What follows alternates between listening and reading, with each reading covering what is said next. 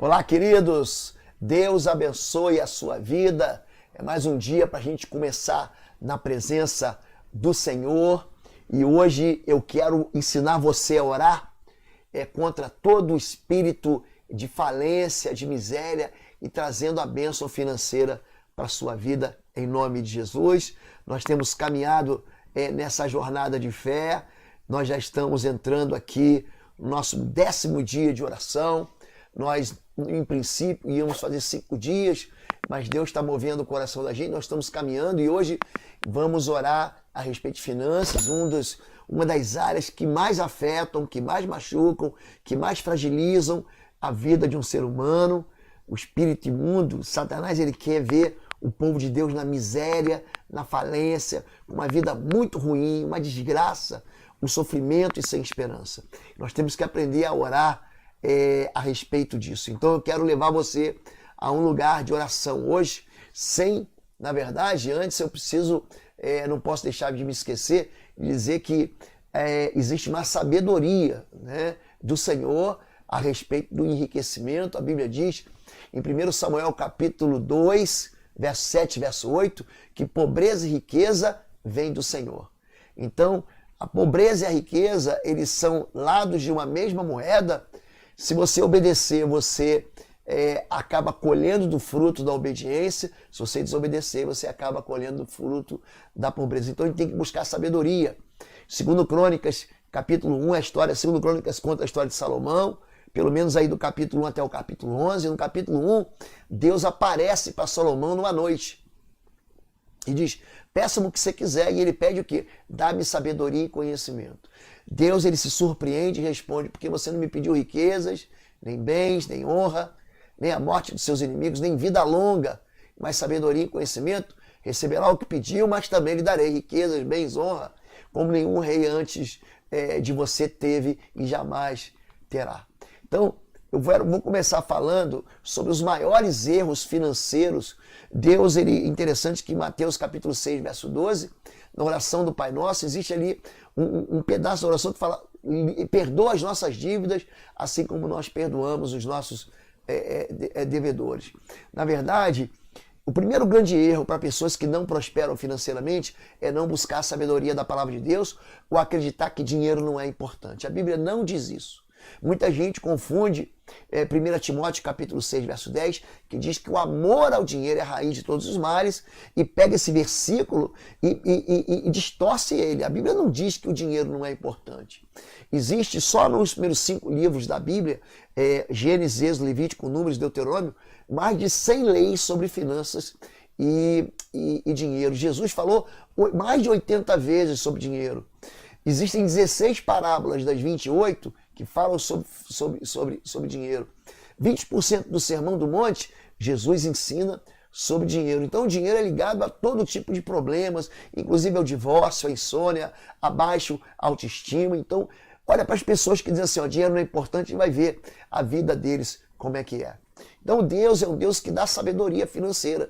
Em 1 livro de Reis, capítulo 10, a Bíblia diz que o rei Salomão era o mais rico e o mais sábio de todos os reis da terra.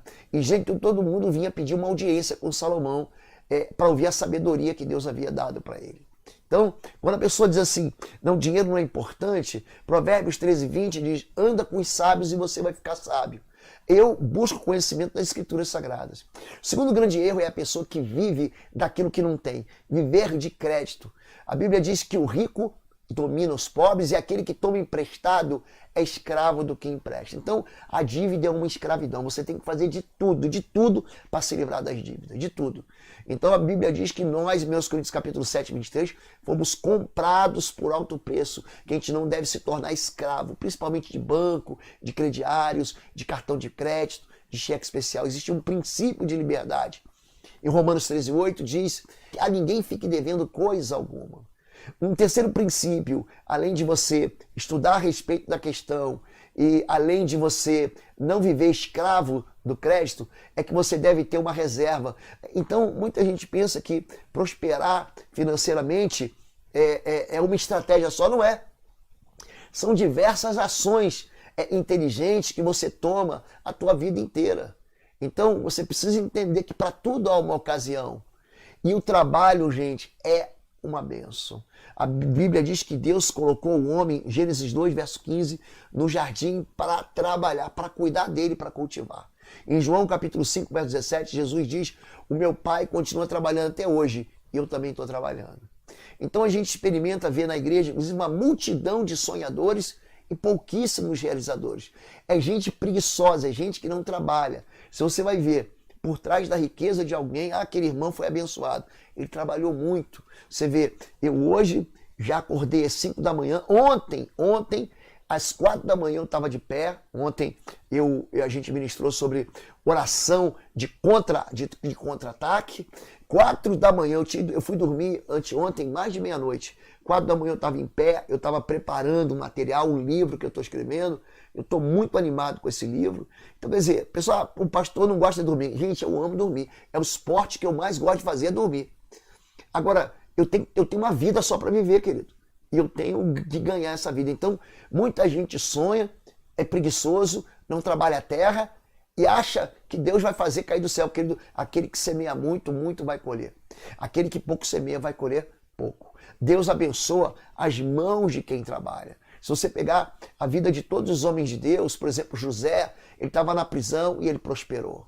Ele estava na casa de Potifar e ele prosperou. Ele era o governador do Egito e ele prosperou. Tem muita gente que fala assim, não, quando eu chegar, quando eu for chefe, quando eu for diretor, não. Ele produz, ele prospera dentro da prisão, como escravo ou então como governador. Então o Senhor está com quem trabalha.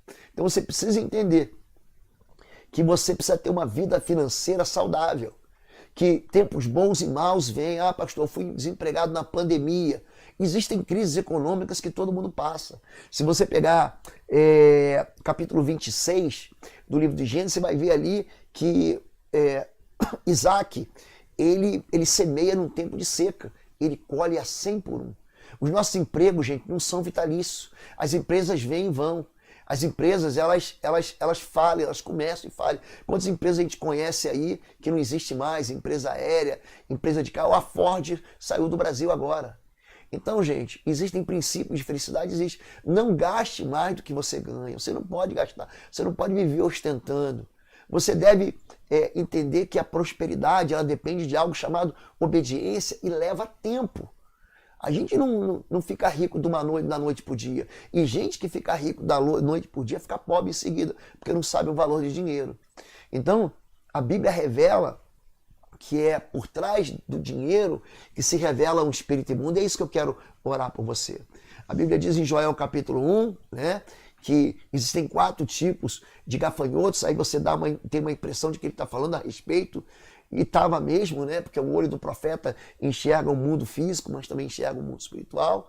Existem 4 tipos de gafanhotos: o cortador, o migrador, o devorador, o destruidor. Né? O gafanhoto cortador é aquele que impede que a bênção financeira chegue na sua vida.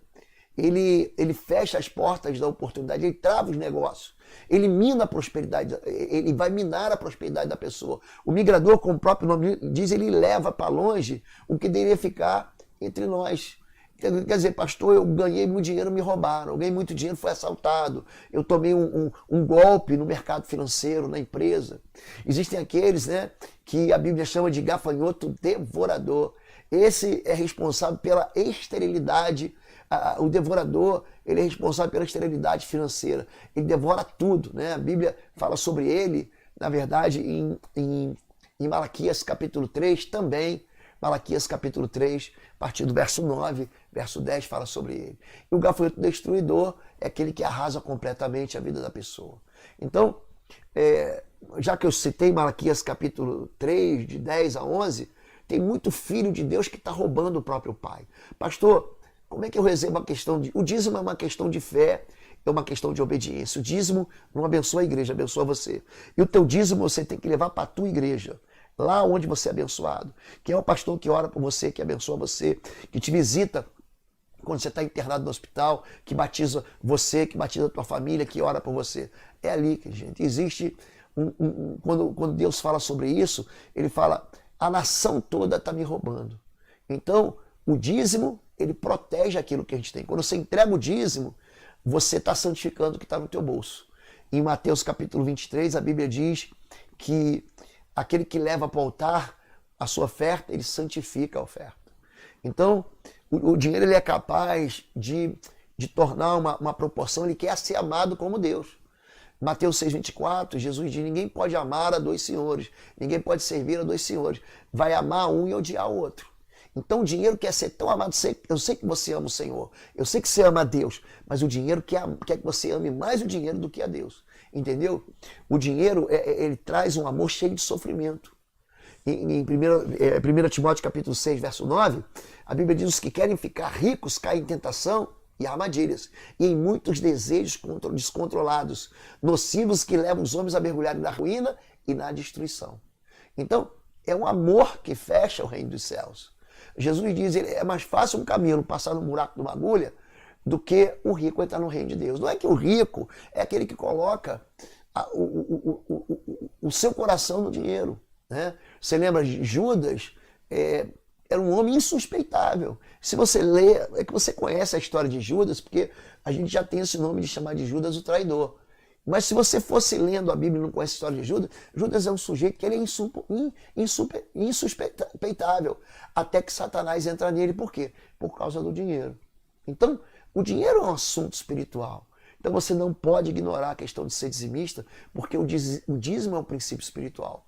Ele fala assim, traga o dízimo, eu vou abrir a janela dos céus e vou repreender o devorador. Então o mundo espiritual vai estar resolvido, né? Cuidado com essa questão do saco furado. Existe um outro princípio que é o princípio da oferta. Se o princípio do dízimo é um princípio da obediência, o princípio da oferta é um princípio de amor. Então, para você vencer o espírito de falência e miséria, você precisa parar de sonegar o dízimo, você precisa começar a semear conforme o teu coração, né? Segundo os Coríntios capítulo 9, aquele que semeia pouco, também pouco ceifará. Aquele que semeia muito, muito também ceifará. O dinheiro ele não dá acesso ao céu. Aquele irmão é abençoado porque tem dinheiro. Não é nada disso. Quando Jesus fala isso em Mateus 16, ele fala, que adianta o homem ganhar o mundo inteiro e perder a sua alma? Ou o que ele vai dar em recompensa da sua alma? Por quê? Porque dinheiro não é sinônimo de bênção. Então, eu estou com esse texto na minha cabeça, Lucas capítulo 12, verso 15, diz assim, porque a vida do homem não consiste na abundância dos bens que ele possui.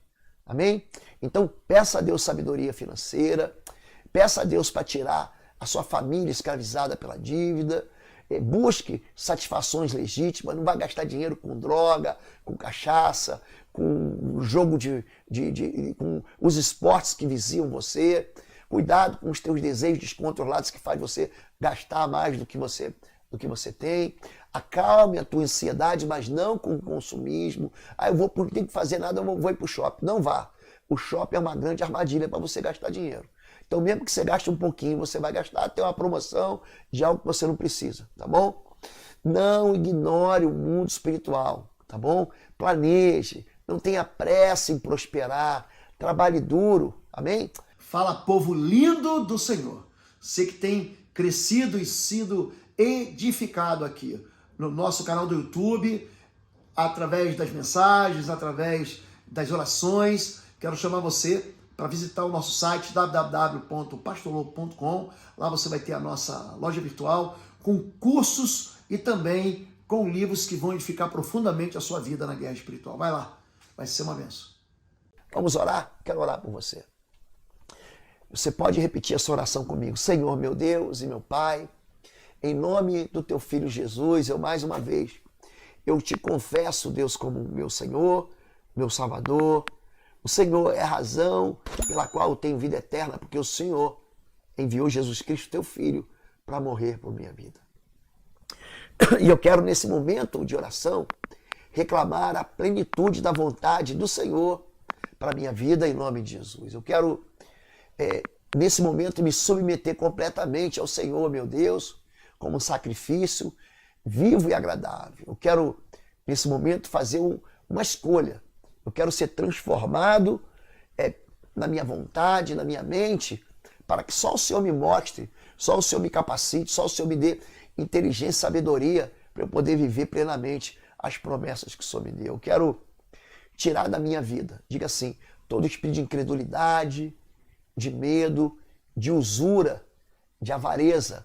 Tira o espírito de avareza da minha mão, Senhor Deus, agora. Mas não me deixa ser irresponsável. Me dá sabedoria como Salomão pediu sabedoria. Me dá sabedoria como o Senhor deu para o homem mais rico e mais próspero, para que eu possa transbordar do teu conhecimento. Então faz com que eu enxergue na tua palavra a tua verdade. Eu quero te agradecer, porque o Senhor, Pai, me deu armas para o conflito contra as trevas. Essas armas são poderosas e através de Deus, eu posso derrubar fortalezas, desfazer argumentos, retirar todo orgulho e altivez de conhecimentos que se levanta contra o Senhor. Eu quero, nesse momento, pedir que o Senhor derrube em minha própria vida todas as mentiras que Satanás colocou na minha mente. Eu quero pedir que o Senhor conceda da porção do teu Espírito sobre a minha vida. Eu quero esmagar todo espírito mentiroso e te pedir perdão, Senhor, por tudo aquilo que causou na minha vida destruição. Quero pedir perdão, Senhor, pelos roubos, pelos furtos, pela desonestidade, por ter sido injusto com os meus empregados, por ter recorrido a ídolos para enriquecer. Eu quero pedir perdão por todo animal que eu derramei o seu sangue, eu mandei derramar o seu sangue para enriquecer. Quero pedir perdão por todo o trabalho que eu fiz envolvendo magia, feitiços. Eu quero pedir perdão, Senhor. Pedir perdão, Senhor, pela minha desobediência, pela minha incredulidade, por eu ter sonegado o que é teu. Eu quero pedir perdão porque eu não fui para o altar santificar a minha oferta. Eu, na verdade, eu comi a própria semente que eu devia estar semeando. Eu quero pedir perdão por isso. Quero pedir perdão porque eu fui e me fiz ignorante, não querendo buscar o conhecimento da tua palavra. Quero pedir perdão porque eu não trabalhei, não semeei a terra, não semeei com fartura. Eu quero pedir perdão, Senhor, porque eu ignorei os teus princípios. Mas agora eu peço, em nome de Jesus, Pai, que seja cancelado sobre a minha vida toda praga que foi lançada pelos meus pais, de que eu não iria prosperar, de que eu iria ficar pobre, de que eu iria viver na sarjeta e na miséria. Eu cancelo isso e torno sem efeito, em nome de Jesus. Eu declaro que a minha vida financeira, meu trabalho, meus negócios, estão todos eles protegidos, resguardados, liberados, sustentados pelo poder do Espírito Santo. Nenhuma arma contrária, nenhuma palavra de feitiço vai tocar na minha vida. Senhor, meu Deus, eu quero, em nome de Jesus de Nazaré, cancelar e tornar sem efeito, Pai, tudo aquilo que tem cobrado de mim miséria espiritual, tudo aquilo que veio dos meus pais. Eu quero que as tuas promessas, Pai, de prosperidade, como em forma até de eu investir no teu reino, nessa terra, sejam cumpridas em nome de Jesus. E eu ordeno agora, em nome de Jesus, que o gafanhoto cortador, o migrador, o devorador, o destruidor, sejam, com as suas bocas, sejam costuradas e todo o mal na minha vida financeira seja retirado. Eu declaro que o meu Deus é o dono do ouro e da prata e que eu sou herdeiro dessa promessa pelo sangue de Jesus. Por isso, os meus celeiros serão fartos, por isso o Senhor vai fazer transbordar de azeite aquilo que eu tenho guardado. O Senhor vai fazer com que os meus lagares possam suprir toda a minha alegria. Eu quero abençoar as minhas finanças e trazer de volta o fruto do trabalho das minhas mãos, em nome de Jesus. Eu quero, em nome de Jesus, declarar que nunca vai faltar do pão, nem do alimento e nem das vestes sobre nossa vida. Jesus diz que o meu Pai, que está no céu, veste livre dos campos, ele dá pão ao que come, semente ao que semeia, ele alimenta os pássaros do céu. Então quero declarar que nós não seremos envergonhados. Fica assim quebrado toda a maldição por causa da minha desobediência, da desobediência dos meus pais, que atingiu a minha vida profissional, que atingiu as minhas finanças. Em nome de Jesus, eu entrego ao Senhor agora a minha vida. Eu cancelo, Pai, toda a ordem do inferno que veio trazer sobre a minha vida problemas econômicos. Eu quero declarar que tudo que está me impedindo, mentindo, me enganando, me iludindo, distorcendo a verdade, seja retirado. Que o Senhor me dê sabedoria para eu desbaratar as forças das trevas, me dê da unção e me capacite, Senhor Deus da glória, para eu exaltar o teu nome e glorificar em nome de Jesus, o nome do teu filho Jesus. Agora, Pai, abençoa a obra das minhas mãos, abençoa tudo que eu tenho e tira o meu nome dessas empresas de crédito, tira meu nome, Senhor Deus, do Serasa, do SPC, tira o meu nome desses quadros de devedores e faz com que eu seja honrado, em nome de Jesus, Deus. Que o Senhor, eu possa olhar para trás e declarar que o Senhor abençoa a minha vida. Eu oro assim, em nome de Jesus. Amém. Amém, queridos? Você pode incluir na sua oração qualquer outra administração, uma causa na justiça, uma herança que você deve receber e não recebe, um problema que ficou aí para trás, uma dívida, enfim. Mas não deixe de orar. Amém? Nós teremos do dia 13 a 16 de maio aqui em Curitiba, nós teremos o curso Discernimento Espiritual. Você vai aprender muitas razões pelas quais as pessoas ficam presas espiritualmente. Por que Satanás se aproveita da ignorância e da desobediência e como destronar e desentrincheirar Satanás para ter uma vida de prosperidade. Se você quiser fazer um curso com a gente, entra lá na nossa loja virtual www.institutoexo.com. Ali também você vai encontrar, além do curso de Discernimento Espiritual, você vai encontrar livros da nossa coleção e daquilo que a gente tem abençoado as pessoas. Se você quiser fazer os nossos cursos online, digita aí cursos.pastorlobo.com. Esse mês é um mês, inclusive, de desconto na plataforma. Você pode comprar os cursos, só os cursos, com 70% de desconto, amém? Fica com Deus, tenha um bom dia. Eu quero convidar você a continuar nos seguindo. Se você não é inscrito no canal, se inscreva, deixa o teu like. E ontem fizemos 2 momentos de oração, um tratando de oração de guerra de defesa e outro fazendo oração de guerra de contra-ataque. Sai desse ambiente da defensiva, torne-se um guerreiro do Senhor e Deus te abençoe. Fica na paz, tenha um dia lindo com o Senhor. Fica com Deus.